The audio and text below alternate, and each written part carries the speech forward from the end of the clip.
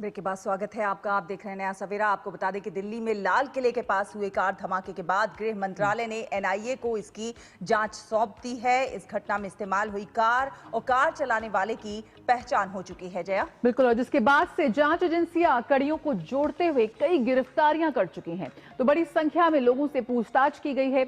इस बीच दिल्ली एनसीआर और पुलवामा में कई जगहों पर सुरक्षा एजेंसियों की छापेमारी में भारी मात्रा में विस्फोटक भी बरामद हुए हैं। बिल्कुल, और सूत्रों के अनुसार सुरक्षा एजेंसियों की दबिश की वजह से या फिर बढ़ते दबाव की वजह से कह सकते हैं, संदिग्ध ने जल्दबाजी में ये कदम उठाया गया लगता है, क्योंकि दरअसल 9 और 10 नवंबर 2025 को हरियाणा के फरीदाबाद में छापेमारी की गई थी और लगभग 3000 किलोग्राम विस्फोटक, साथ ही साथ डेटोनेटर, टाइमर और बम बनाने का दूसरा सामान वहां से पकड़ा गया था और जब्त किया गया था।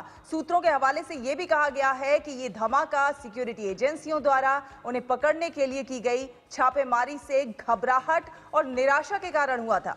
बिल्कुल, बम अधूरा था और पूरी तरह से तैयार नहीं था, इसलिए इसका असर कम हुआ, क्योंकि धमाके से कोई गड्ढा नहीं हुआ और कोई छर्रे या प्रोजेक्टाइल नहीं मिले। संदिग्ध मॉड्यूल पर पूरे भारत में ऑल्टरनेस और कोऑर्डिनेटेड कार्रवाई के कारण एक बड़ा हमला टल गया। उधर उत्तर प्रदेश एटीएस ने बड़ी कार्रवाई करते हुए लखनऊ में डॉक्टर शाहीन के भाई डॉक्टर परवेज को भी हिरासत में ले लिया है। तो क्या रहा इसका पूरा एक रूट मैप, ये यहां आपको समझाने का प्रयास करते हैं ग्राफिक्स के जरिए। 10 नवंबर की शाम चांदनी चौक में जिस कार में विस्फोट हुआ था, दिल्ली पुलिस उसकी गहराई से छानबीन कर रही है।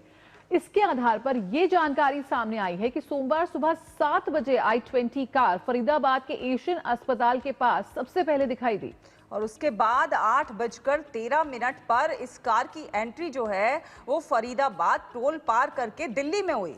फिर 8:20 पर यह कार ओखला इंडस्ट्रियल एरिया के पास एक पेट्रोल पंप के पास देखी गई। दोपहर 3:19 पर यह कार लाल किले के पास बनी पार्किंग में पहुंची और जहां करीब 3 घंटे तक कार खड़ी रही। शाम 6:22 पर लाल किले की पार्किंग से बाहर निकलते हुए ये i20 कार लाल किले की तरफ आगे बढ़ी और करीब 24 मिनट बाद 6:52 पर रेड लाइट के पास चलती कार में धमाका हो गया। दिल्ली ब्लास्ट वाली कार का जो पूरा रूट मैप रहा, किस तरह से कब कब कितने बजे उसे कहां कहां देखा गया, ये पूरी जांच में इस वक्त निकलकर आ गया है। करीबन 3 घंटे ये लाल किले की पार्किंग में भी खड़ी रही।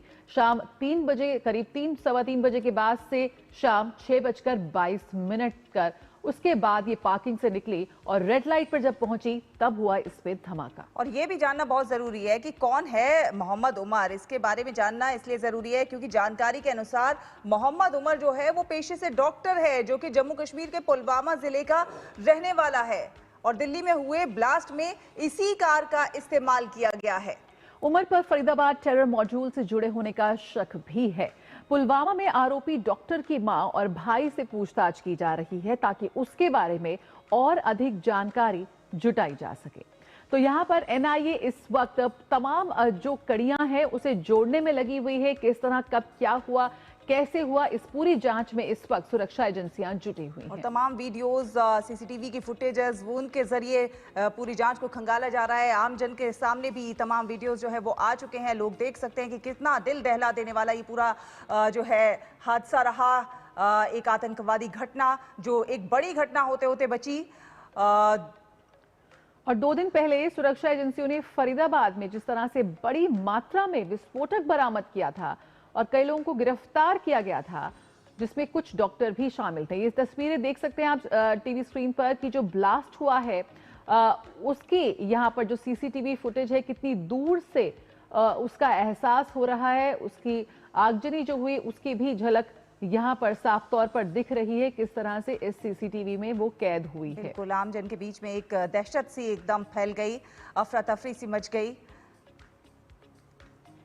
तो जांच एजेंसियां खंगाल रही हैं कि क्या कुछ एंगल हो सकता है इसके पीछे। क्या फरीदाबाद के आतंकी मॉड्यूल का लाल किले धमाके से कुछ लेना देना है या नहीं है। इसके लिए लाल किला ब्लास्ट और फरीदाबाद में बरामद किए गए विस्फोटक के नमूने जो है वो मिलाए जा रहे हैं। और इस घटना के बाद ना सिर्फ दिल्ली एनसीआर को सुरक्षा के नजरिए से अलर्ट मोड पर रख दिया गया, बल्कि देश के जो तमाम बड़े शहर हैं और बड़े बड़े प्रतिष्ठान, उनको अलर्ट मोड पर रखा गया है। तो आइए, दिल्ली धमाके का जो सच है वो जल्द आएगा सामने, क्योंकि इसकी जांच जो है वो इस वक्त एनआईए ने संभाल ली है। मुकेश शुक्ला का रुख कर लेते हैं, इस वक्त लाल किले के पास ही वो मौजूद हैं। मुकेश, सबसे पहला सवाल यही, जिस तरह से तस्वीरें सामने आ रही हैं और जहाँ कुछ जो कड़ियां निकल कर आ रही हैं, एनआईए ने इस वक्त इस पूरी जांच को अपने अंदर ले लिया है, संभाल लिया है, कड़ियां जोड़ते भी नजर आ रही है, पूरा रूट मैप, कौन कौन इसके लिए जिम्मेदार है। इस वक्त जांच के लिहाज से क्या कुछ अपडेट यहाँ पर सामने निकल कर आ रहा है? बिल्कुल जया, जिस तरह से एनआईए को ये जांच फाइनली सौंप दी गई है, पहले चल रहा था कि इसको स्पेशल सेल को दिया जाएगा, लेकिन बाद में एनआईए को इसको दिया गया। एक बड़ी एजेंसी एनआईए और कई बड़े धमाकों की जांच उन्होंने करी है और सफलतापूर्वक उसके रिजल्ट आए हैं। अब एनआईए इसमें कनेक्शन जोड़ने की कोशिश करी है। सबसे इंपॉर्टेंट ये समझना होगा, जो इसमें डॉक्टर का पूरा मॉड्यूल इसमें आ रहा है, ये जो तमाम डॉक्टर गैंग इसमें जुड़े, और इसमें देखिए पहले आदिल को गिरफ्तार किया जाता है, जिसके पास है 360 किलो आरडीएक्स बरामद हुआ है। उसके बाद मुजम्मिल, जिसके घर से लगभग 3000 जो है वो रासायनिक चीजें मिलती हैं, एक तरह का और केमिकल जिससे बना करके बॉम्ब बनाया जा सकता है। उसके बाद इसमें आती हैं शाहीन शाहिदा, जो लखनऊ की रहने वाली हैं और कई जगह वो पढ़ चुकी हैं, वो भी पेशे से डॉक्टर हैं। उनका भी जैज कनेक्शन सामने आ रहा है। ये अभी जल्दबाजी होगा इसको पुख्ता करना, क्योंकि एनआईए इस पे जांच करेगी, लेकिन सोर्सेस कह रहे हैं कि ये जैश की कमांडर थी, महिला कमांडर। साथ ही साथ उसके बाद ये मोहम्मद उमर इनके कॉन्टैक्ट में आता है, जिसके घर वालों का हमने रिएक्शन पुलवामा में सुना कि उन्हें पता ही नहीं था, 3 साल से वो फरीदाबाद में जॉब कर रहा था, लेकिन क्या अलग उसकी गतिविधि थी इसके बारे में नहीं पता। और इस बम धमाके में यही गाड़ी चलाता है, टोल से इस गाड़ी को लेकर के ये बदरपुर पहुंचता है, जहां पर आप देखिए कि गाड़ी की पोल्यूशन भी कराता है। यानी उसको पता था कि आगे अगर इसको पुलिस ने रोका तो इसकी गाड़ी पकड़ी जा सकती है और सारा का सारा इसका गेम जो है वो ओवर हो जाएगा, पर्दाफाश हो जाएगा। और इसके बाद यहाँ पर डॉक्टर सज्जाद अहमद का भी रोल सामने आता है, ये भी पुलवामा का रहने वाला है। आप तमाम डॉक्टर्स के कनेक्शन आप देखिए। उसके बाद तारिक, जिसको ये गाड़ी पहले सलमान ने देविंदर से डीलर को, और डीलर से तारिक के पास पहुंची, ये भी जांचने की कोशिश की जा रही है, क्योंकि वो जो कार धमाका था जिसमें 3 लोग मारे गए थे, उनके जो शव थे उनको पहचान पाना बड़ा मुश्किल था। डीएनए से उनकी जांच होगी और ये पता लगाने की कोशिश की जा रही है कि क्या कार में तारिक था, क्योंकि तारिक ने ही ये गाड़ी जो थी वो खरीदी थी उमर के लिए, और उमर इस पूरे प्लान में कहीं ना कहीं अपने आप को फंसता दिखाई दे रहा था। उसके जो करीबी थे वो पकड़े जा रहे थे, तो वो इस घबराहट में लेकर के लाल किले तक आता है, 3 घंटा पार्किंग में रहता है। इसके बाद ये तीनों निकलते हैं और उसके 22 से 24 मिनट के बीच में ये धमाका हो जाता है, जिसमें कई बेगुनाह लोगों की जान भी चली जाती है। यानी इनके ऊपर पूरा शिकंजा कसता दिख रहा था। जम्मू कश्मीर और अहमदाबाद गुजरात एटीएस जो थी वो लगातार दबिश डाल रही थी, और जिस तरह से शाहिदा को भी लखनऊ से उठा करके लेके फरीदाबाद से लेकर के गई और उसके बाद पहले डिटेन किया, फिर अरेस्ट किया, और उसकी शिनाख्त पर कहीं ना कहीं उमर का नाम सामने आने लगा, तो उसने बौखलाहट में, जल्दबाजी में, ना समझते हुए कि उसके बाद जो पड़ा है इसको अब डिस्ट्रॉय करने के लिए तो उसके पास टाइम नहीं है, इसलिए उसने इसको उड़ा दिया। और उसमें 3 लोग जो थे कार सवार, वो तीनों के तीनों बुरी तरह से उस बम हादसे में मारे गए। तो अभी एनआईए अब आगे इसकी जांच करेगी और सब कनेक्शन और क्लियर हो जाएगा कि किस आतंकवादी संगठन से इनका ताल्लुक है, जिनके नाम आ रहे हैं, क्या वाकई में जैश का इसमें हाथ है। और साफ साफ प्रधानमंत्री और गृह मंत्री ने भी कह दिया किसी को भी बख्शा नहीं जाएगा। वो इस बात को अपने जहन में उतार लें कि जिसने भी साजिश को अंजाम दिया है उनको उनके अंतिम अंजाम तक पहुंचाया जाएगा और बेगुनाहों को न्याय जरूर मिलेगा। बिल्कुल, किसी को भी बख्शा नहीं जाएगा, बेगुनाहों को न्याय मिलेगा, और ये बहुत ज्यादा जरूरी भी है। लेकिन मुकेश, जिस तरह से हम देखें आतंक के जो सरगना थे, पहले हम अक्सर देखते थे जो अनपढ़ लोग हैं उनको बरगलाते थे, उनको आतंक की तरफ मोड़ते थे, लेकिन अब जिस तरह से तमाम ये डॉक्टर्स जो इतना पढ़ लिख कर इस पोस्ट पर पहुंचते हैं, और इस तरह के पढ़े लिखे युवा अगर आतंक की ओर जा रहे हैं, तो ये बहुत चिंताजनक बात है। ये भी कहा जा रहा है कि इसका प्लान कुछ और था और ये घबराहट में ये जो है ये हादसा हो गया, इसके आगे तार और कुछ बड़ा करने के थे।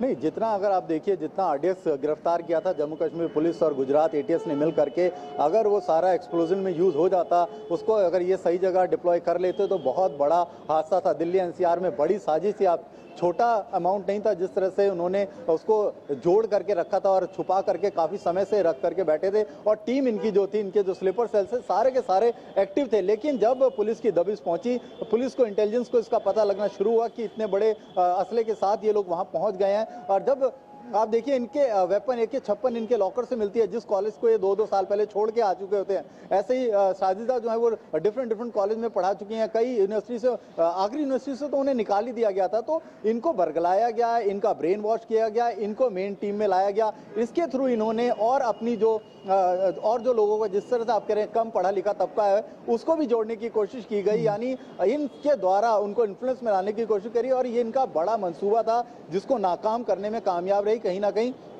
ये हादसा जरूर उन्होंने पैनिक में कर दिया, क्योंकि समझ में बिल्कुल नहीं आ रहा था उमर को कि आगे उसका होगा क्या। उसको ये पता था या तो उसकी गिरफ्तारी तय या उसको मार दिया जाएगा अगर वो कहीं मुठभेड़ में सामना होता है। लेकिन आप देखिए उसका भी मन कितना विचलित था। वो निकलता है, टोल से अकेले आता है, फिर वहां पर वो पॉल्यूशन कराता है, यानी उसको पता था कि पुलिस कहीं ना कहीं रोकेगी गाड़ी को, और गाड़ी रुकी तो उसका पूरा का पूरा मॉड्यूल जो है वो खुलकर सामने आ जाएगा। और लगातार सर्च ऑपरेशन दिल्ली NCR में चल ही रहा था। अभी भी फरीदाबाद की पुलिस ने जगह जगह ठिकाने पर छापे मारे, जम्मू कश्मीर के पुलवामा के कई इलाकों में छापेमारी की जा रही है, और भी गिरफ्तारियां जो है वो हो रही हैं। कई लोगों को, यानी अभी आप देखिए फिगर बढ़ रहा है, कई सारे लोगों को डिटेन किया जा चुका है, यानी इनके जो भी आका थे उन तक भी ये मैसेज पहुंचाया जा रहा है। और जैसा कल प्राइम मिनिस्टर ने भूटान में कहा कि भाई सब चीज जो है वो यहाँ पर सुनिश्चित की जाएगी, न्याय दिलाया जाएगा। अमित शाह ने भी कह दिया था, गृह मंत्री ने, कि एक मॉड्यूल पर काम किया जाएगा, किसी भी एस्पेक्ट्स को छोड़ा नहीं जाएगा। और यहाँ पर आप बीते 2-3 दिन से देखिए अभी भी ये रास्ता जो लाल किले के दोनों तरफ से आने जाने का बिल्कुल कॉर्डन ऑफ है,